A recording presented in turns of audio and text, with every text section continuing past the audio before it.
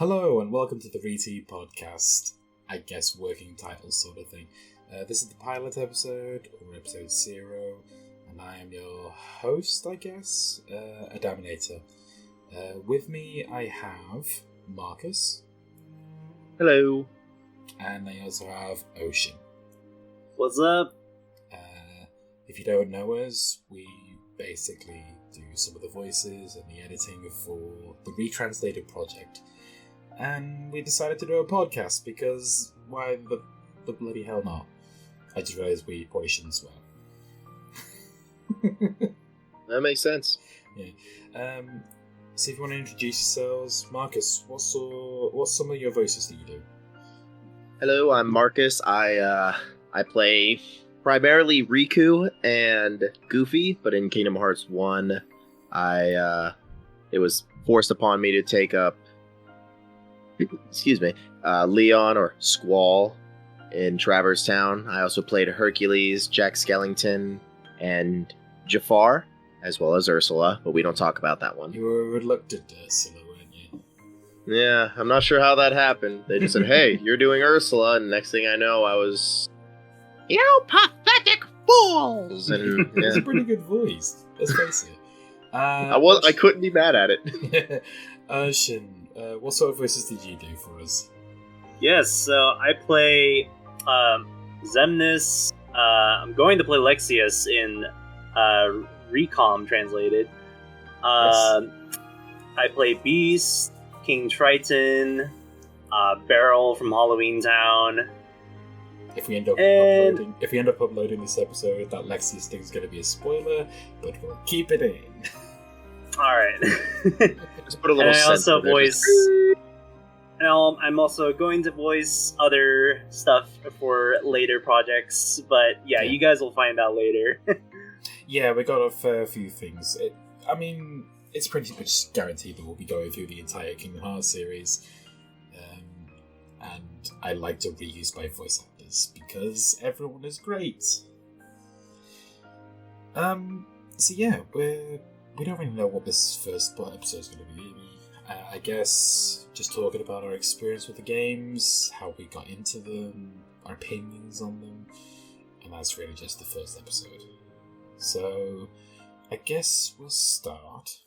Tell you what, Ocean, we'll start with you. So, how did you get into the Kingdom Hearts series? Alright, so I had my very old PS2 back in the day when I was in, elementary school. Right. And I saw this game in the store that had Disney characters with spiky-looking haired characters, and I'm like, interesting. This piques my interest. So I decided to buy KH1 from the game store. My parents bought it for me, and went back home, and the cinematic intro to KH1 was absolutely magical to me. It opened my eyes to a whole new journey, a whole new world. Oh yeah, it was literally, it was so pretty. Yeah, it literally gave me feelings that I didn't even know I had. Dude, I remember starting up a new game, then just turning the game off and starting up another new one just to keep watching Simple and Clean. Really? Right? Yeah, I did that a lot. I'm not gonna lie. I had a friend who told me, the character designs of this cutscene. Yeah, what they actually did was they scanned people's actual eyes and they put them in. I don't know why I believed him. Square and Nyx could, when they want to, they can slay on the cutscenes. Yeah.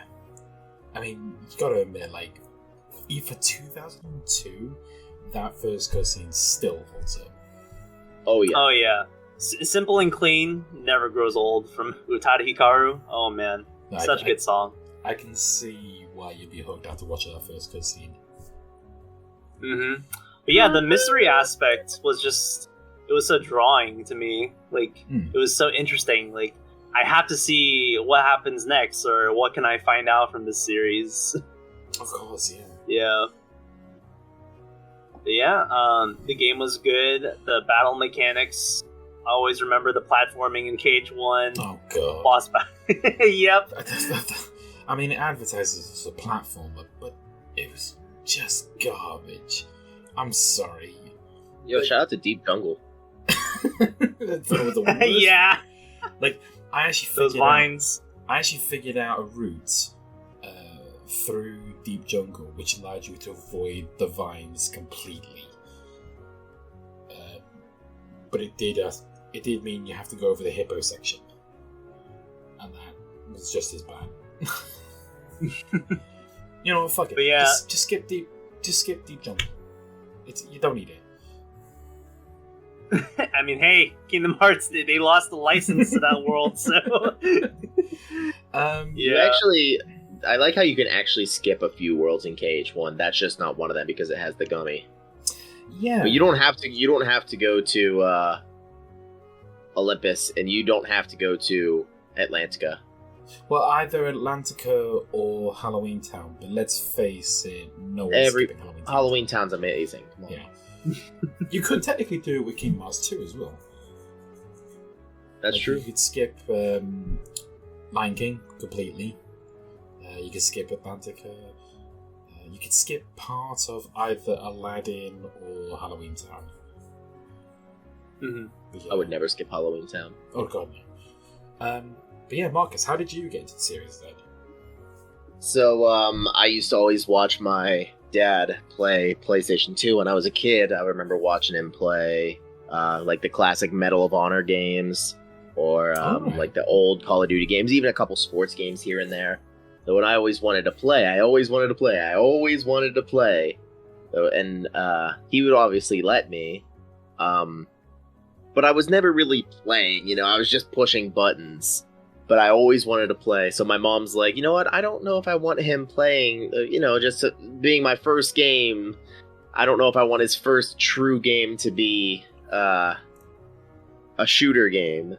So she goes to the store, so starts looking through the store, the game store, and she stumbles across this game with this boy with his oversized key standing on what looks, I don't even know what the heck it is, a building, but she sees Donald Duck and Goofy on it, and she's like, what's this game about? And the guy told her it was essentially a game about, you go to a bunch of different Disney worlds, you look at the back, you'd see that you go to a couple different worlds, you go to Aladdin, because I think there's a picture of him with the genie, you go fight Beast, or fight alongside Beast and everything, and so that was the game my mom bought me, brought it home, and I remember booting it up for the first time, similar to what Ocean said. You never forget the first time you see Simple and Clean, and it lives in your heart forever. Yes. No pun intended, but full pun intended. Yeah. Might have quickly go on to my story, because the first time I watched Simple and Clean, I don't remember it. If you just made the point. I mean, okay, my memory is terrible as it is, so I don't remember the first time I ever watched it, but I still love it regardless. But when it came to me getting to the series, my cousin had a copy of the game, and he got stuck on Destiny Islands on the second day.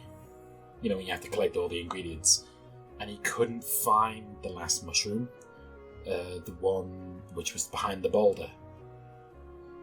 And he spent hours trying to find this thing.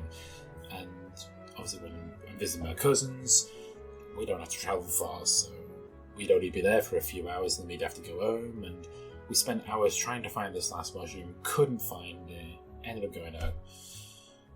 And when I ended up going into our local Woolworths, which was an old penny store that we had in the UK, they had video games there. I saw Kingdom Hearts 1 on sale. I thought, yeah, I'd like to get that. So my mum bought it for me, and I've been hooked ever since.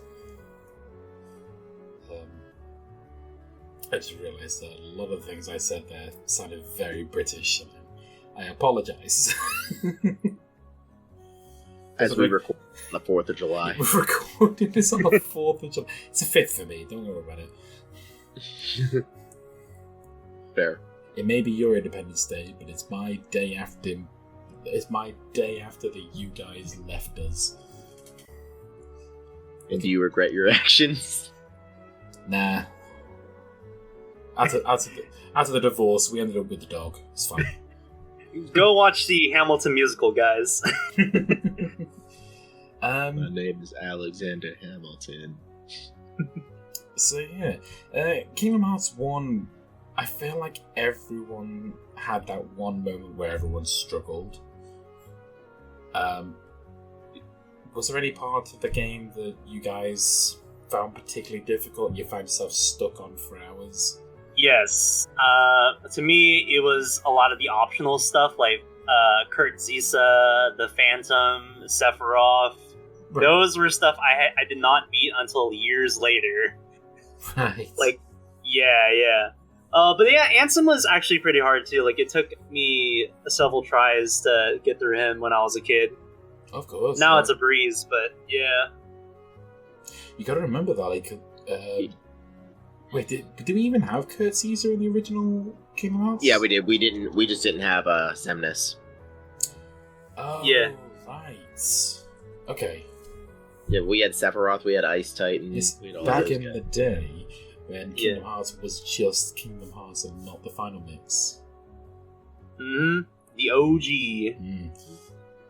Now I definitely think I first ever struggled on the game as a little kid in Traverse Town. For some reason, I really struggled with guard armor.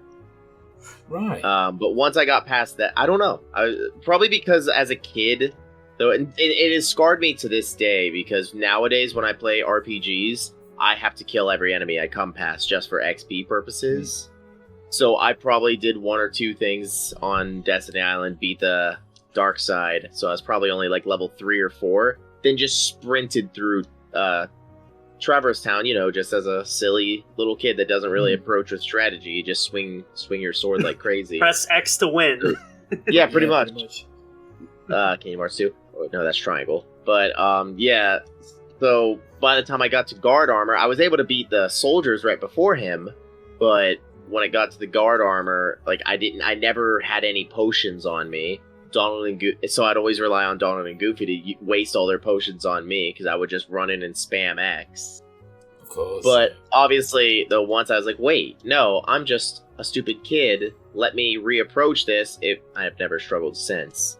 But it actually took me over 8 years to beat Kingdom Hearts 1. Maybe not quite as much, but a long-ass time to beat Kingdom Hearts 1. Because... Yeah, it took me a while as well. I say... Oh, I'm embarrassed because of my reason. Wow. My reason, though, is I couldn't beat Atlantica or Monstro.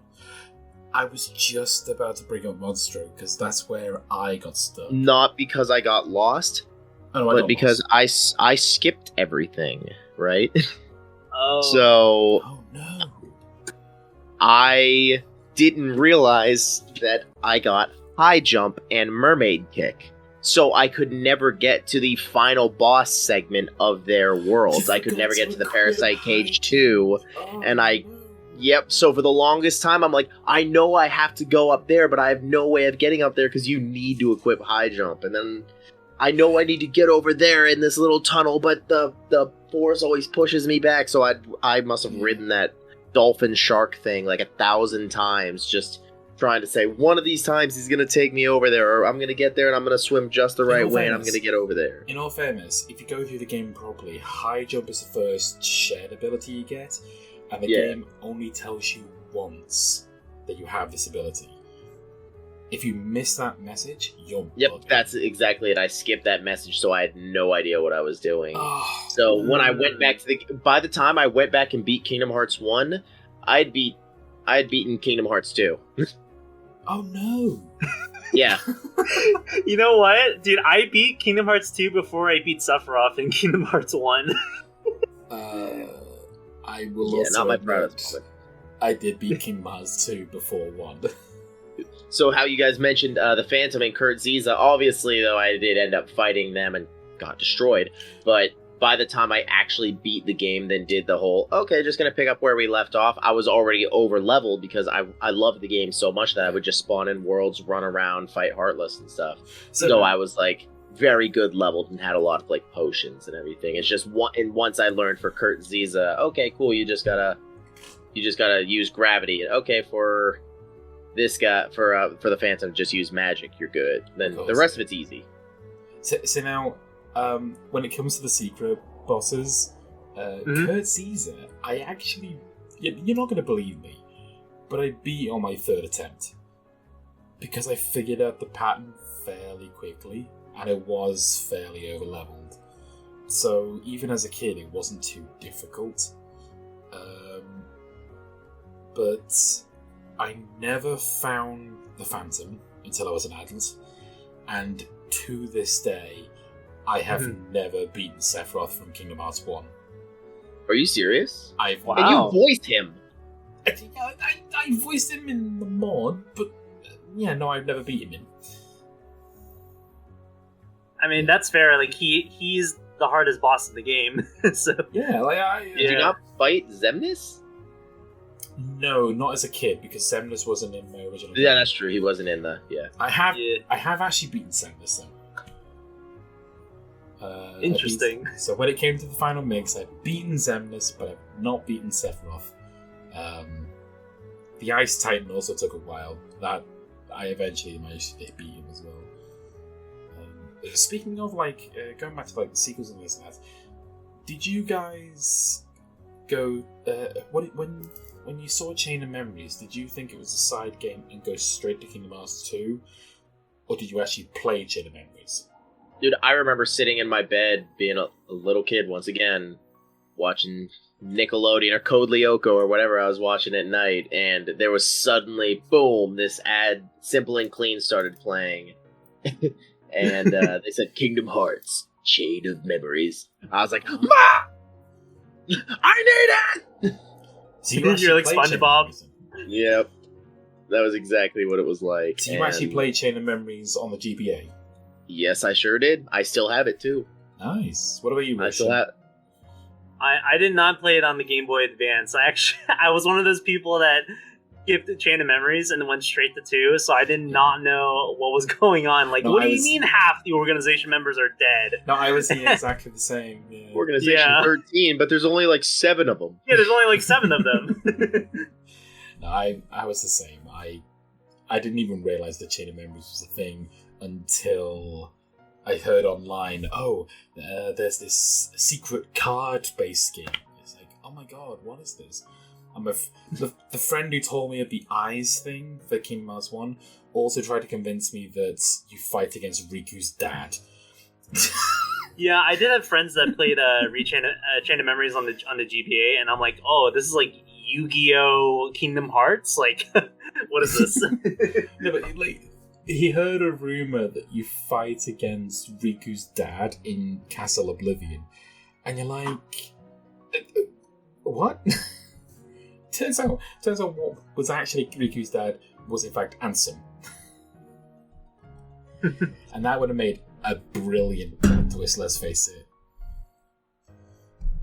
Yeah. Imagine if many thanks for Square Enix putting it on different consoles and handheld devices. Oh god.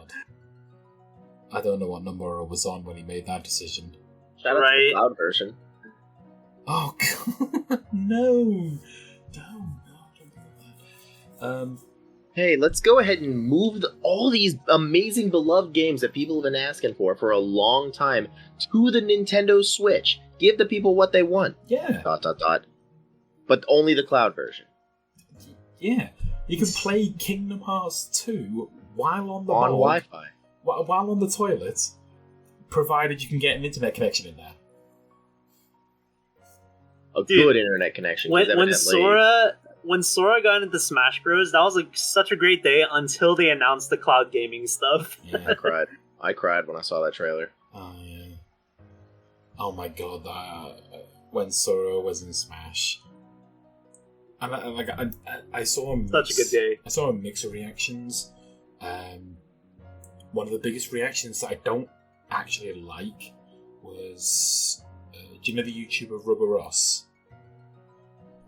So he was pretty much certain that Sora was going to get in. And then when it was revealed, he was genuinely angry that he was in. Because he doesn't care for Kingdom Hearts. He doesn't, which is fair. But he failed to understand the rare fact that, yes, he doesn't care about the games, but there are millions of other people that do. Oh yeah, dude, like, I was one of the people that voted for Sora in the Wii U days for the Smash ballot, yeah. And I didn't vote for Sora. I couldn't believe it when Bayonetta won the Smash ballot. I'm like, no, Sora lost? But then later on, they revealed that, Sora was actually the winner of the Smash ballot. I'll be perfectly honest. I didn't vote for Sora because of the whole Disney thing. Because I figured, Disney will never let Sora in. I voted for fucking Knuckles from the Sonic series. I see. I would have voted for Leon from Resident Evil, so I'm amazed that there's no representation for Resident Evil in there. Like, I know that they had, like, their little crossover event, but they don't have costumes, and they don't have assist trophies. But they do have... Yeah, they have Doom Guy, which is like... Yeah, even Doom Guy's Dude, Fatal Frame... How is Fatal Frame in there, but not Resident Evil? Not that Fatal Frame is bad. Fatal Frame is amazing, but... Yeah, Fatal Frame is like, how is Fatal Frame in there, but Resident Evil isn't? I think it's because... Am I not mistaken that Resident Evil is a Western horror series? Whereas Fatal Frame is an Eastern horror series. Well, it takes place Western, but it's made in Japan. It's made by Capcom, yeah. I thought it was Capcom USA that made it, though. That was Dead Rising. Oh, right.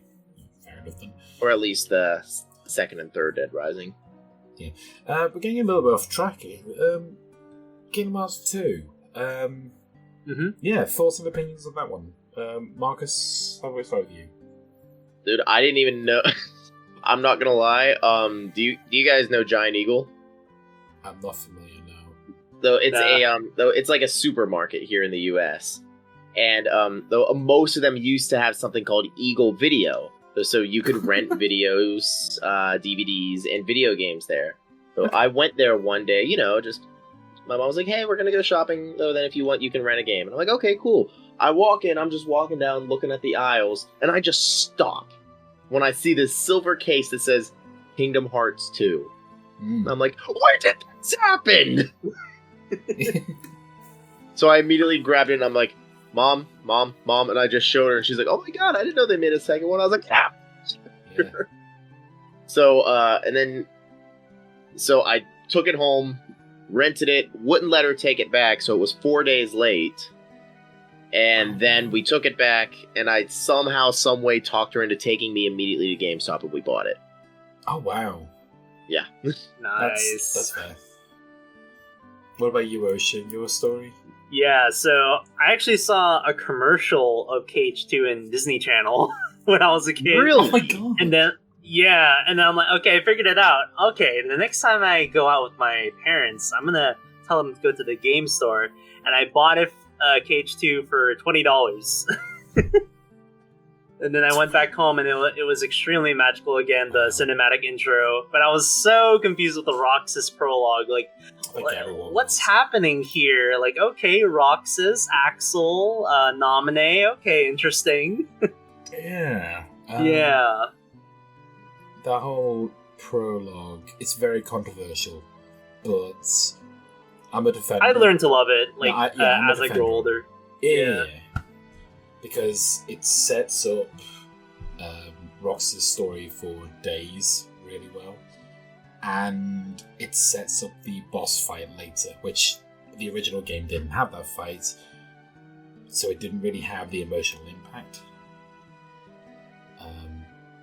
But yeah, I got into Kingdom Hearts 2 basically because I just saw it in the store. It was actually the same Woolworths that I got my first game from, which is a shop that's sadly closed down.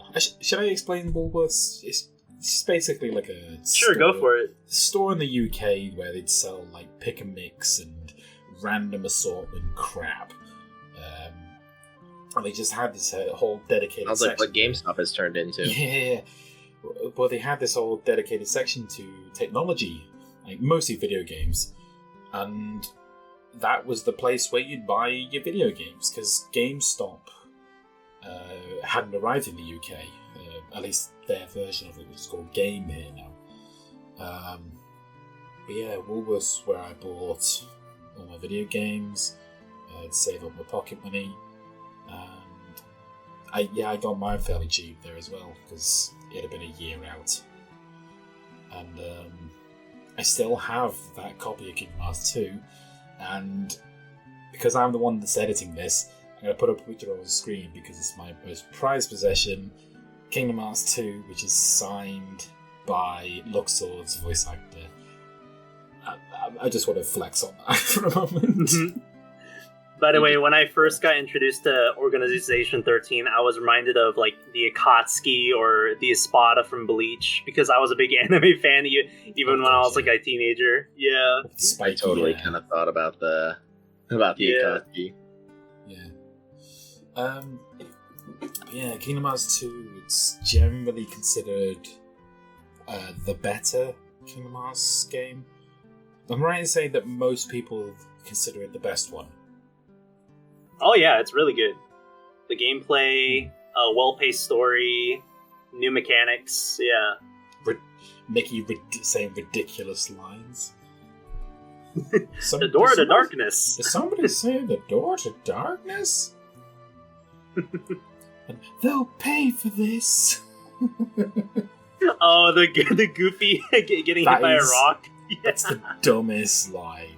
Mickey threatening vengeance for a rock. They'll pay. They'll pay for this. The rock will? He's like, they'll pay for this. Like, who? The rock was from an attack that was an accident. No one threw the rock at Goofy. Impressive. Is it not? Yeah, I love the organization. Yeah. If the signature wasn't proof enough, Luxord was my favourite because nobody gave a shit about him. Yes. It's just so cool. It's so true. I remember after beating Cage 2 and talking about it with other people that had played it and joining a few communities, nobody ever talked about Luxord. Like even people talked about like Lexius, Larxene, and the people from Castle Oblivion, but they never talk about Luxord. I'm like, Lexius, y'all got a problem with cardboard? Someone figured out how many lines Lexius has in the entire series, and including lines where he doesn't actually have a voice. Oh yeah, text. It only comes out to about 20 lines. Dude, I paid a lot of attention to Luxord because I was a big Yu-Gi-Oh fan when I was a kid. I loved Luxord, and that's actually a point. Is it Luxord or Luxord? Okay, so in Kingdom Hearts 3, they say Luxord, but I always thought it was Luxord. But don't worry, a lot of people got the same reaction. But I swore when they found out. Someone actually said his name in Kingdom Hearts 2. I swear someone said it. No, Sora almost said it, and then he's like, I'd rather we just skip the formalities. That's it, yeah. Mm. But I actually spoke when I spoke to Robert Atkin Downs when he got that signature. I said, "Oh yeah, I'm a big fan of Luxord." I said Luxord because, but when I got that signature, Kingdom Hearts 3 wasn't out, but it had been announced. So it's like, I'm really looking forward to seeing your performance. He's like, "Oh yeah, I'm a big fan of Luxord," and. No, he actually said Luxord. And I thought, I sort of passed it off and I think, like, did he say Luxord or Luxord? He said Luxord. But now I'm thinking, like, no, I think he said it right, and I'm the idiot. That's when you realize your entire life was a lie. No, God, my favourite character, and I don't even know how to say his name. So many players went through that, dude. But yeah, when I played Kingdom Hearts 2, dude, I instantly fell in love with the drive forms, dude. Oh god, yeah. Final form, master form, oh, so good. And then anti-form. Antiform, yeah. I'm like, this is so cool. This is like the curse mark in Naruto or something. Yeah, when Antiform first happened, I died instantly because I didn't know what had happened. I thought I'd broken the game. Yeah, I was like, this is so cool. And then I'm like, wait, I can't heal or use items? Oh, okay. Yeah, no, the first time I got Antiform, it was during the Demix fight. As in the proper Demix fight. Mm-hmm. And yeah, that's a notoriously difficult one. And I got my ass handed to me.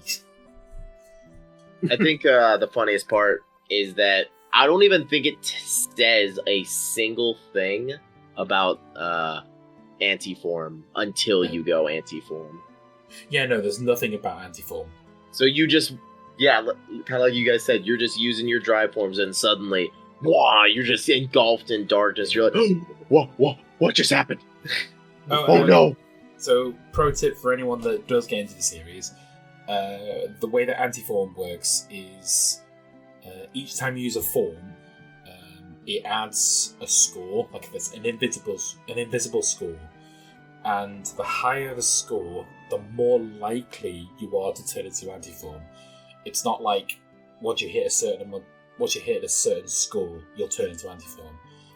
It's just like, oh, if you have 10 points, you're 30% chance like you'll turn into Antiform. Yeah, it was like a punishment system for people who overuse drive forms. So the way it worked is, in the current system anyway, so Valor, Wisdom, both add, I think they add 2 or 3 to the invisible score. Master adds 4 or 5. Limit adds 4 or 5. And then... not Limit Form, sorry. What's the one where he looks like Kingdom Hearts 1 Zora again? Limit. That is Limit. I'm not going to find it right. So Limit Form adds 4 or 5 to the score. Final Form adds -10. So... Which is cool that it basically decreases. Yeah, so if you want to avoid Antiform as much as you can, or at the very least avoid it before a big fight, go into Final Form a few times and then reset your drive gauge. You're pretty much guaranteed to not go into Antiform then. Pro tip. Yep. You don't get that sort of shit from other podcasts. What is your favorite grinding spots for each individual form? Ooh. Okay, so for Wisdom, I like to go to the Dark City under the world that never was, because there's so many shadows and Neo shadows there. Shadows, they're so quick to kill. My favorite one is actually Timeless River. So, that's a good place too. That's a good one for Wisdom. So yeah, you go into each of the windows, and you just go through each of the windows, and you stay. I like that one because it's a little more scenic, and it's just change of pace every now and then. Also helps with the synthesis grinding too. Yeah, exactly. Valor Form, the best one that I found was Mushroom 5, which you find in Agrabah. See, I didn't have the mushrooms with the original. Right. Yeah. And I had less drive gauges too. Like in Final Mix, you can have 9 drive gauges, but in the original, like it's like less because there's no lingering will. Yeah, in 7 the because you get it from. Because the only extra one you could get was from beating Sephiroth. Yeah. No, so in the original game, you got 5 for going through the story, and then you got 1 for beating the Hades Cup, I think. And then 1 for beating Sephiroth. And then... I think you get 1 for beating Syx, but I can't remember. It might be Syx, actually, yeah. Instead of the Hades Cup. But when the Final Mixed version came out, they added the Lingering Will as 1, and they added completing the game as 1. And Marluxia's Absent Silhouette as 1 as well. Oh, is it? They said that must be instead of Syx then. Yeah, that must be the replacement for Syx, yeah. Yeah. I think, Mushroom number 5 is the best one for Valor and Limit. Yeah, and summons. Summons, yeah, God.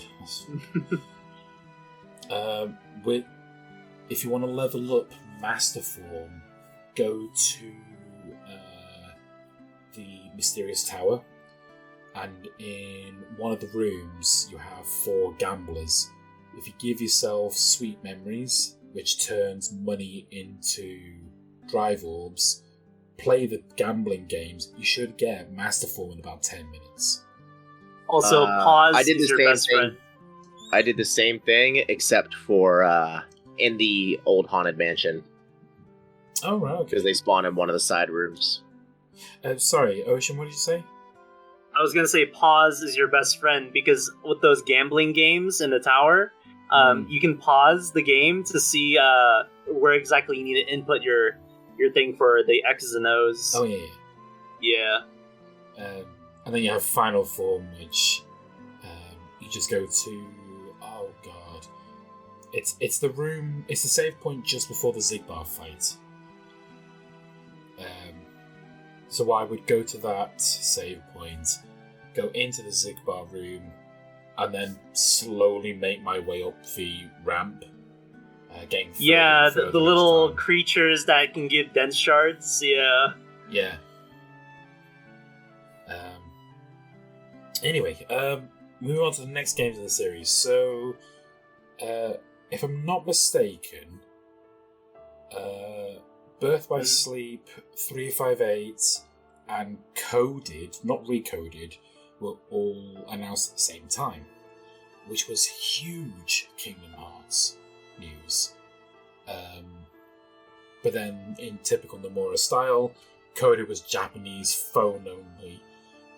Days was 3DS, was DS, sorry, and Birth by Sleep was PlayStation Portable, and nobody had the PlayStation Portable. So Yeah, this is where I kind of struggled to play the games, because they're all in different devices. Yeah. So of those 3, let's say we have Recoded now, which was on the DS. Of those 3, which ones did you have? All of them. You had all of them, Marcus. I did. I didn't have any of them because they were all in different. I couldn't afford all. That the, bugged me that they were stuff. all on different consoles. Yeah. I only had Days in Recoded. Yeah, but I knew all the lore thanks to YouTube. Which is actually a little bit sad. So I want to start with Birth by Sleep first, which it's not the end of the world if you only hear it through story, because that's the way I learned and I didn't really miss anything. So Marcus, what can you tell us about the gameplay of the original PlayStation Portal version? It's honestly good. Though I feel like what makes it, actually good, better than the remade version on consoles nowadays, though, is that it's made for, handheld. It was made specifically for the PSP without really thinking about a full console release. So I'm sure the game comes out clunky on console, but this could just be me, but I personally feel it was smoother on PSP. Right, okay. Yeah. And you had your own little you didn't have to worry about the D-pad at all, the analog buttons, other than cycling through your abilities. Yeah, I think both me and Marcus, both me and Ocean can agree that the remakes of Birth by Sleep are not great. I can sit here, though, and say that Aqua is best girl, but I'm just saying, I definitely feel like they nudge, wink, wink, nerfed Aqua from the PSP version. Oh, really? Yeah. I don't know why, but just replaying, I just recently replayed through the game on the Xbox Series X again, because it's phenomenal. I don't care what anybody says. And I noticed that she's a little more covered up. Her magic ability, like her clothes, I noticed that some of her magic abilities are a little less broken. Obviously, there's still Firestorm, which is broken as hell. Yeah. But like I remember Blizzard and just base fire just doing more against certain enemies than they actually do now. Sorry, that was a vehicle just. And yeah, so it's weird that they did that for some reason. And then I also noticed another part of Aqua was also reduced in size, if you know what I'm saying. Yeah, I did hear there was a lot of controversy about Aqua's original design. Evidently, it was supposed to be a very similar outfit, but they wanted like more of her back showing, like more of her lower back, so they covered that up.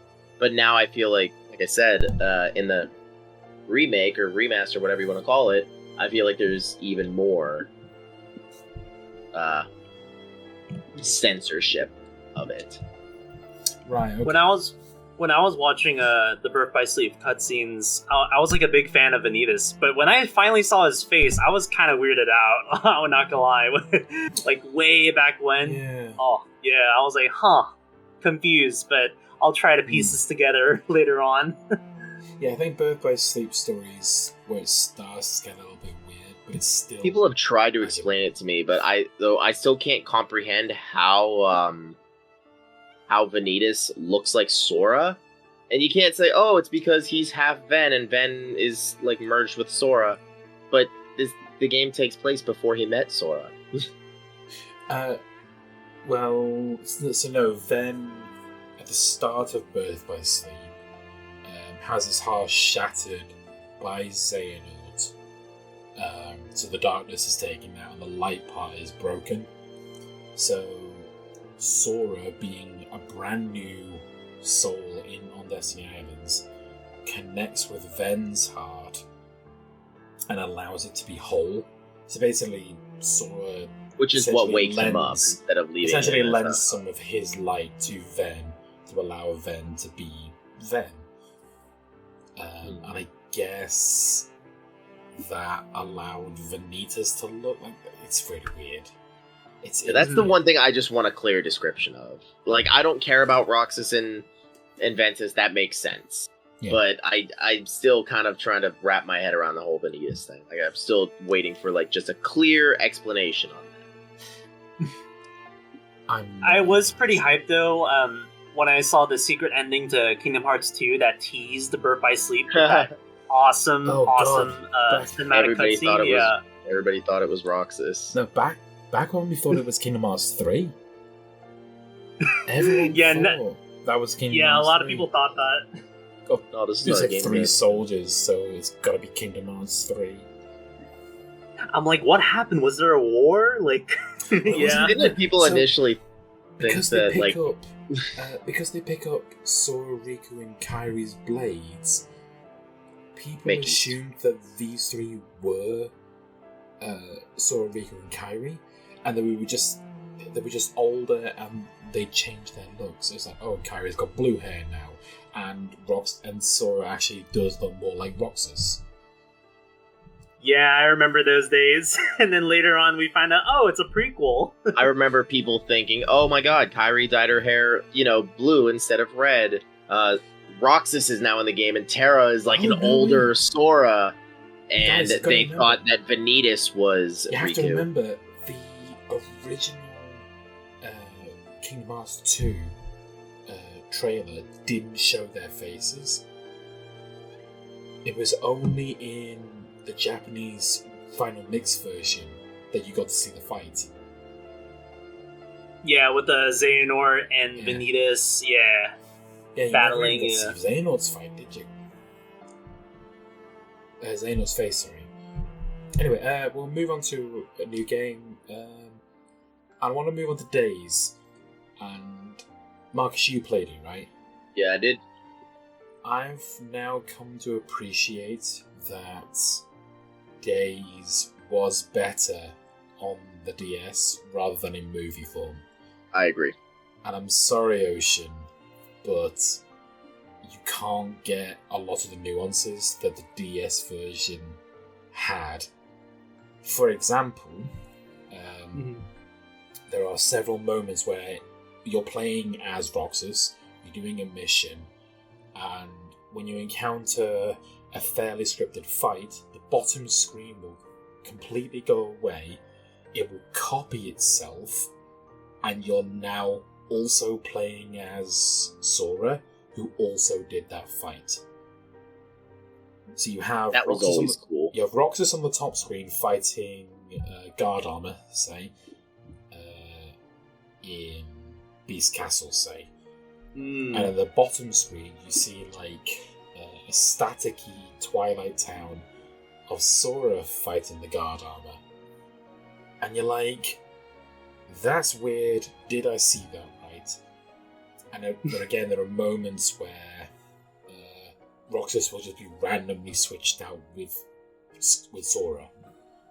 Oh, the moment that always messed me up was towards the end of the game when Axel, Zigbar, and Shion go to Wonderland. Yeah. And just for that split second, Shion is Ventus.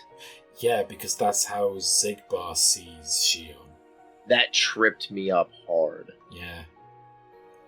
Yeah, I was gonna say that's fair. A lot of people love the Days game, and I know a lot of people were disappointed that it turned out to just be a movie in the HD remix. But I actually read the manga, and Manga's and I so think good. Yeah, the manga gives such like expressive feelings for like Shion, Roxas, like all the characters have so much more emotion in the manga. I haven't read that. I think it's really good, so I'm not too bothered. Yeah, but I've seen a lot of the game, and I can see why like people love it. So yeah. And then obviously you take a line like, "Who shall I share ice cream with?" And you take it out of context, and it sounds really dumb. But in context, when you've gone through it's hours so painful. of this game, it's like, Roxas only associates eating ice cream with friends, and it's like, The only piece of happiness Roxas actually knows is eating ice cream. So it's kind of like he's saying, who else can I be friends with? Who else will I actually be able to be happy with? Yeah, exactly. How am I going to be happy? Nomura knows how to pull Roxas to screw off. I mean, I just told Axel to screw off. Dude, Nomura knows how to pull the heartstrings when they matter. Of course, yeah. Moving on to Coded. Not much to really say about this. The game is a bit shit. The best part of the game is the Roxas boss fight. Was it? And only for not even just the straight boss fight, but just the delivery of the line, it's way past time you learned what real hurt feels like. Because you're like, yeah, Roxas! Yeah, no, that's fair. Dude, we were just dealing with Team Rocket, which is Maleficent and Pete, so like, come on. Yeah, we don't need to deal with all that. Yeah. Coda was pretty garbage. And then we move on to, if I'm not mistaken, 3D is next? DDD? Yes, Dream Drop Distance. Yeah, Dream Drop Distance. Which, I'm sorry, if you love the game, great, go for it. 3D is so bad. It's just bad. Though I will say an unpopular opinion. The game is good, but the flow motion wasn't quite necessary. The flow motion... But the entire game should have focused with the main character being Riku and not Sora. Well, that's what 3D was supposed to be, so... But they put Sora in there more out of, we have to. Well, yeah, exactly. So 3D was made... So if KH4, I mean, we know it's not going to, but if we got KH4 only starring Riku, that would never happen, yeah. But or a spin-off game that takes place between 3 and 4, following nobody but Riku, and maybe switching to Roxas every now and then, or the Wayfinder trio, that'd be awesome. But Nomura has confirmed that if it's a numbered title, Sora is the main character. But when it came to 3D, the reason they added Sora was because it was a Riku-centric game. They didn't have the drop mechanic, but when playtesting it, people were like, "Oh, it's been so long since we played as Sora. I want to play as Sora. Can we play as Sora?" And you're like, "Okay, fine, we'll add Sora." Also, story-wise, this game introduces insane concepts like time travel. X on his shirt. I'm sorry, the X on his shirt. What? Yeah, that is such horseshit. Oh, But yeah. God. DDD, like, this is where a lot of people got, like, very confused with the lore. 3D was the worst for story. I don't care. Time It lost a travel, lot of people, a lot of 13 fans. Xehanorts, Sora with the X on his shirt, Riku's I'm a already half Adamonator. Xehanort. I'm already half Xehanort. Blah, blah, blah, blah, blah. Oh, Lee's a good guy. Yeah. He's got a Keyblade. Kyrie's in training now. Cool. Oh, how did Lee get a Keyblade? Because he wanted one. No, it's exactly it. It's never explained. It's still never explained. Yeah, So- and if you guys say that it's because of the wooden Keyblade that Ventus gave him, nah, Fuck off. it still doesn't make sense. No, it's bullshit. You may as well say, Axel got the Keyblade because magic fairies gave They him one. gave him a Keyblade because they're like, oh crap, we can't just put Roxas back in the story. We're out of time. Ventus is still gone. Terra's gone. Well, do you And know we what still it got to is? worry about So- Aqua. So it's like we need somebody to be that 7 No, Guardian that's of exactly Light. it. They realized, they wrote themselves to the corner. It's like, oh crap, who are we gonna have as our 7th Guardian of Light? We got Sora, Riku, Kairi. We got Mickey, Ventus, Aqua, who we can write back, and that's 6. Shit, who do we have? Can't bring back Xion. No one knows where she is. We can't have Roxas because he's inside of Sora, and we can't have Mac right away. We can't have Terra because he's on Xehanort's side. And we can't have Ericus because he's dead. Jens is retired. Who else do we have? Oh, we got this redhead boy. Yeah, okay, let's give him the Keyblade. Rant over, I'm sorry. I was thinking of a joke that Nomura's like, oh, I needed to give a reason for Sora to be level 1 in Cage 3. Well, I know, I'll make Dream Drop Distance. It is confirmed that the main members of, like, it is actually confirmed that the main members, the main 7 Guardians of Light are Sora, Riku, Kairi, King Mickey, Aqua, Kairi, and Lee. And you mean Ventus, sorry. You said Kairi twice.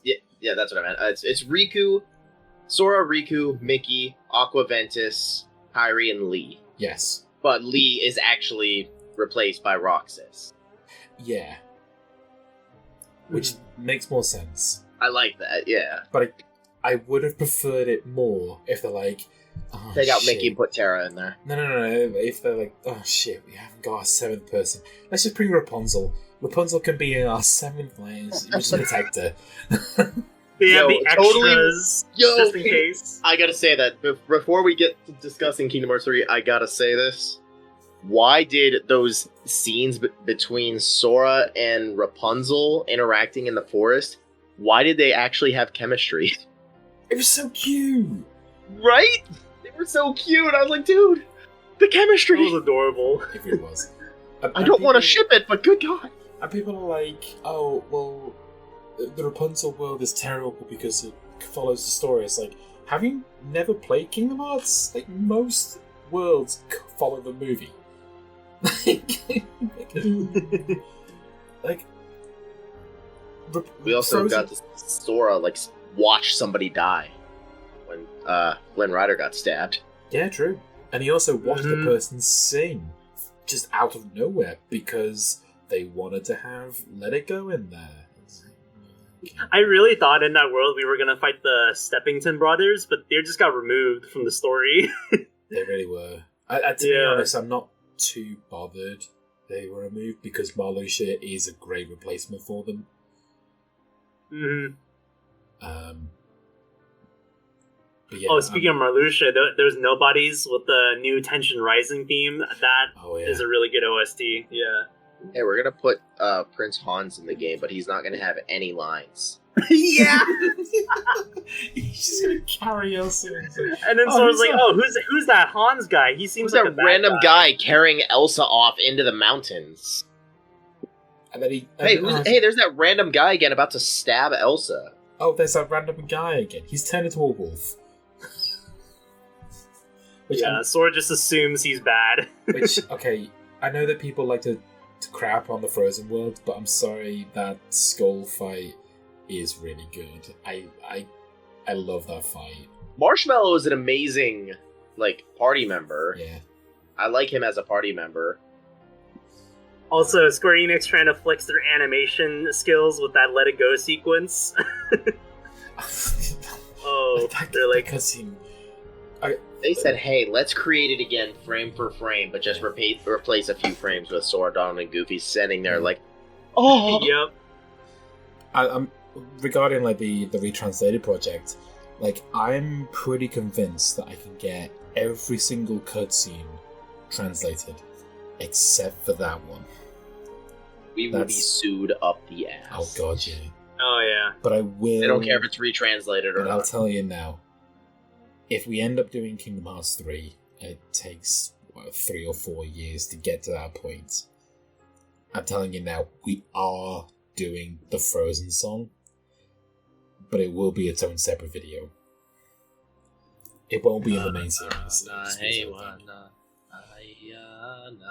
Okay.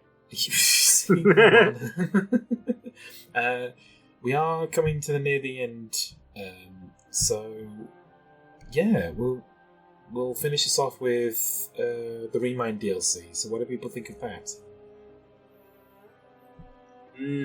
I heard really good things about that. Pretty much the Remind DLC is, oh, you guys were complaining that you beat this game on proud mode without much difficulty. Okay, turn the game down to beginner and, prepare yourself for pain. Oh no, they added critical, didn't they? Yeah, they added critical, but then, like, I'm not even gonna lie. I still can't beat Shion or Xehanort. I'm not gonna lie. And I'm playing on beginner on level 100. I have Oathkeeper and Oblivion. Yeah, I'm not gonna lie. Critical mode, I died to the first dark side. Because it's a one-hit kill for most of the game. That's pretty much what critical mode is in Kingdom Hearts 1. There's not, like, big, difficulty spikes or anything. It's the base game. It's just, you can't take any hits. Pretty much. Or you're dead. Yeah, although the Data.org OSTs were really fun to hear. Oh yeah, they were so good. Amazing. Yeah. I could go back to Luxor a second. His version of 13th Struggle is amazing. Yes! Because I think his is more reminiscent of the original, whereas Zigbar's version is a bit more technical. Like, I think it's a bit more like... They're so good, dude. Like, the Ansem theme is good, the Xemnas theme is good. Oh, so good. And of course, like, going back to Kingdom Hearts 3, talking music, the three Xehanorts fight. Oh, Forza de Finale. Yes. Yeah, that's the OST name. Which has, like, snippets of each of the original Xehanorts themes in them. Like, Yoko Shimomura, you beautiful son of a bitch.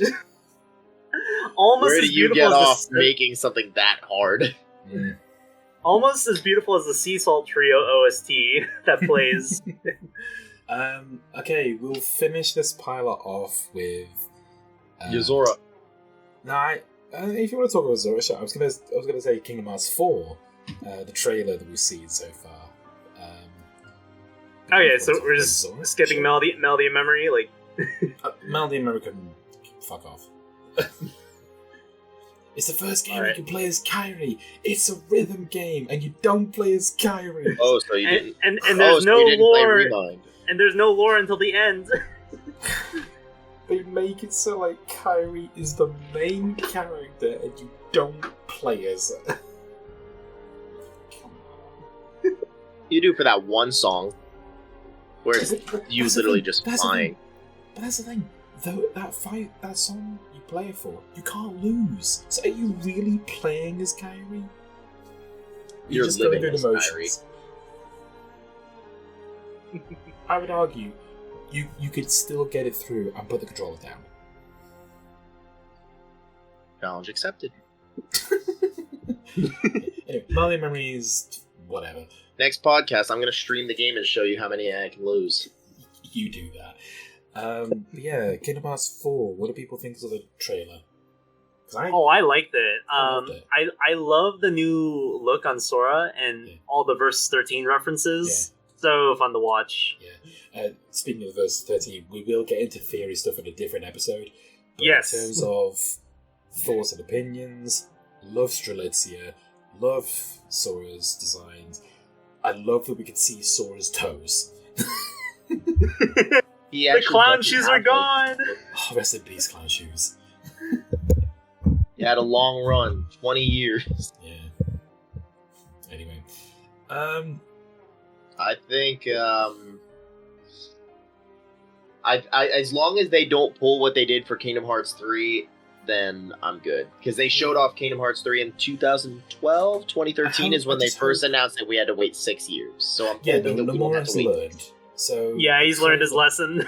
So the trailer we've been shown is very reminiscent of a Kingdom Hearts 3 trailer we saw 3 years prior. So I reckon we'll get the game 2025. Calling it now. I would have liked to have gotten it, on the 20th anniversary, but there's no way they could have gotten the game done. No, we got Melody and Memory. That wasn't this the year. The only though. good thing that came out of Melody and Memory was the swing version of Dearly Beloved. Screw it. Also, real quick side note. This podcast is going to have some background music. I'm going to put the swing version on right now. That's going to be our outro music. This is going to be the outro, yeah. Outro? Alright. Pilot episode. Do you think this went well, guys? Yeah, man. Yeah. Yeah, pretty good. We'll try and do this more often then. We'll get some of the other guys in. We probably won't have to do talking about the games because everyone knows the games. We'd like to do more stuff like theories, talking about what we think of the future of the games. I got some juicy stuff for that. I know you want to be there, don't you, Ocean? Possible world ideas, Keyblade ideas, summon ideas, abilities. Yeah. It'd be cool to coming up with ideas for attractions. No. Yeah, attractions. Imagine imagine the Tron coaster. Imagine if they put that in there instead of Thunder Mountain train. That'd be kind of cool. What Marcus is talking about when it comes to worlds, we're Moana's not been in the games yet. How would Moana be incorporated? It'd be that sort of thing. But that's a story for another day. I guess we're done here, guys. Alright. We'll see everyone another time. See you guys. Oh, we were still recording. Yeah, I know. It's still recording. This is the outro. Bye! See ya.